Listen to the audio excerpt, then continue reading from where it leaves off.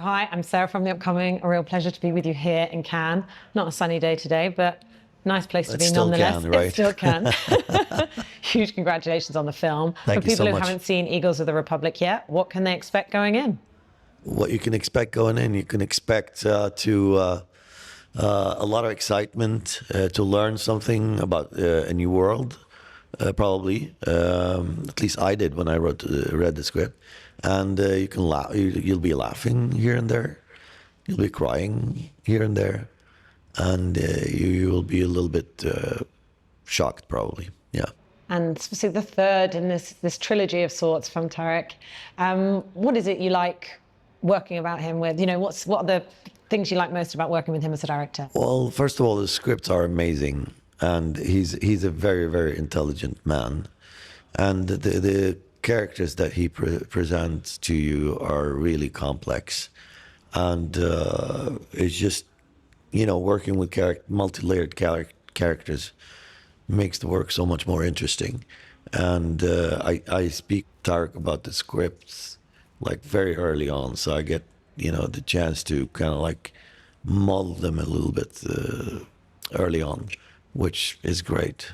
And when you return to work with someone you've worked with before, do you think you have almost like a bit of a shorthand? It kind of means you can sort of jump in a different way than when you work with someone new. Yeah. It's you know, there are no pleasantries or anything like that. Like everything is, you know what you want, you know what they want. You know, it's like as long as there's a mutual respect, which there is, then it's super easy. You can, like, I can say stuff like, can we stay here with the camera, and he would be like, yeah, 100%. You know, it's not like there's no discussion like why and we have it and all that. If I say it, he knows. You know, there's something with it. And the same for him. If he says like something that I haven't thought of, it's not like why or something like this. I'll just take it in, think about it. Let's try that. So, and also in this case, Tarik is my best friend also, so it's great to work with best friends. And the tone, I guess, is like slightly shifted in this one, you know, rather than being sort of a straight up thriller, kind of this satirical tone. Was that something kind of new and refreshing to lean into as well? Yeah, I mean, Tarik doesn't want to call it a satire. I don't think it's a satire, really. It's a little bit more funny than the other one. That's true. But I feel like the tone is kind of like more or less the same. It's just that the subjects are different, and, you know, the subject matter. So tell us about this character of George. How did you see him? How did you approach playing him? I feel like it must have been a fun character to play. Yeah, it was a really fun character to play. I mean, playing an actor, and you know, I based him a little bit on like an old school film star, like Marcello Mastroianni and Alain Delon type of stars. And the first thing that we had to decide when we spoke about the character, me and Tarik, was, is George Fahmy, the character I'm playing, a good actor? Is he a good actor? Is he a great actor? Or is he like, you know, what kind of actor is he? Eventually we realized that, no, he is a great actor, and he protects his profession. That makes the character so much more interesting. So, yeah, I mean, it was great, you know, doing a film about a film.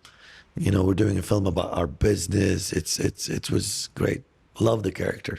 Did you have a favorite scene that you enjoyed shooting, or did anything go wrong on set? No, I wouldn't say anything went wrong. At least I can't remember it. But no, every scene was enjoyable, actually, more or less. Yeah, it was a great shoot. I had lots of... And in terms of the themes it kind of grapples with, I mean, I guess is it this idea that, you know, we all like to think that we have our set of values, but when we have the prospect of, you know, maybe this desire he has to be loved can almost corrupt him in some ways. Yeah, exactly. It's the narcissist in us that you know, always kind of like takes control of us. And this is the thing with George Fahmy as well. Like, he's in there. He doesn't want to do this first, but he gets forced to do it, and now he wants to protect it and do it as good as he possibly can. And then the narcissism in him kicks in, and it's kind of like a man that loses his soul piece by piece, you know. And what kind of comment do you think it's also making on the film industry itself? Did you have some kind of like meta moments of that, reflecting on your experience of being in the industry? I mean, the kind of the film industry that we're portraying in this film is kind of like, I think, an old school type of industry. So it's very, for us, it was very nostalgic, and it's beautiful, you know. The sets are beautiful and everything. So well, the film industry today, it's probably more or less the same. It's just that they were behaving more like stars then than they are now, like, you know. In terms of also the commentary it's making on, you know, on a political level about, you know, propaganda and regimes and, you know, people not being allowed to have kind of freedom of speech, let's say. What do you think that's one thing people can take away from it in that sense? I mean, that translates to everywhere. I mean, people are getting arrested even in the US for nothing. You know, it's like, you know, being kept away for such a long time before. So what's the difference? I mean, we better watch out, you know, before, because now we're accepting so much. We're just like, you know, everything that's going on everywhere. We're just like, yeah, it's going to pass. We're just waiting it out. But I'm not sure it's going to pass by itself, you know what I mean? Because after a while, it'll become a norm. There's kind of an inevitability to like how everything sort of starts to go wrong for the character. Do you think there's sometimes something quite cathartic about that for an audience to be, and then they think, at least it's not me. Exactly, yeah. Because I think every person, you know, when I watch movies myself, I like to be alone in the cinema. Even when I go there to watch a film with my friends, I normally would go and sit by myself because I don't want to be affected by someone else, because I think every person has his own experience of it, you know what I mean? And it's really hard to know what people feel after they've watched anything. But like I said in the beginning, it's hopefully they will have it will stick with them, it will stay in their mind for quite like some time, you know, reflect on something, hopefully. And what does it mean to you to be here in Cannes with the film? It's the best. It's the most amazing thing ever. I mean, Cannes Film Festival is the biggest thing you can ever do if you're a filmmaker. It's the highest prize, basically. So it's incredible. I hope all my movies will be premiered in main competition in Cannes, even if it's raining today. It wasn't yesterday, though. It wasn't yesterday.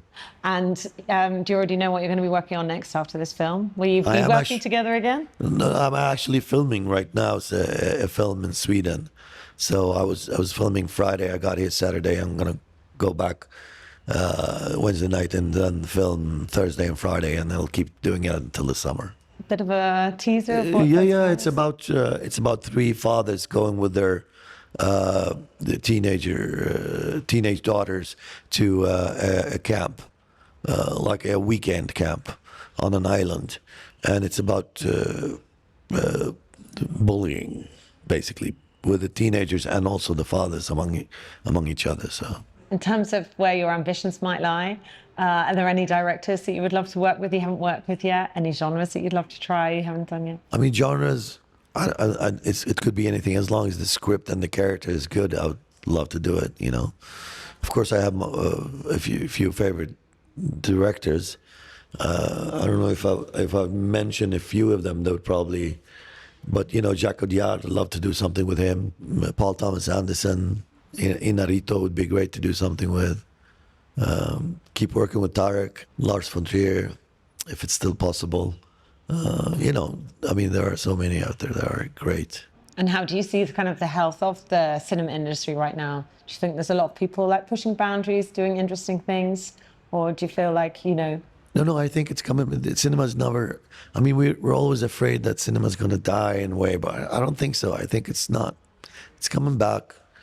Just give it time, you know. Everything else comes and vanishes, like TV, DVD, all that stuff comes and goes. And definitely it feels like there's a lot of diversity now in terms of storytellers from all over the world telling different kinds of stories. Yeah. And I guess film festivals like Cannes are an amazing platform for that. Exactly, 100%, you know. If you would like anything to change, what would it be?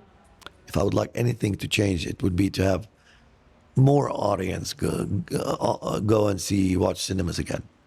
And also not just give us Marvel films. We've had enough of the Marvel films. Thank you. It's enough. Good stuff. Well, that's been amazing. I'm out of time, but thank you so much for showing Thank you with so me. much. Huge Thank you. congrats on the Yeah. film. I really enjoyed Cannes.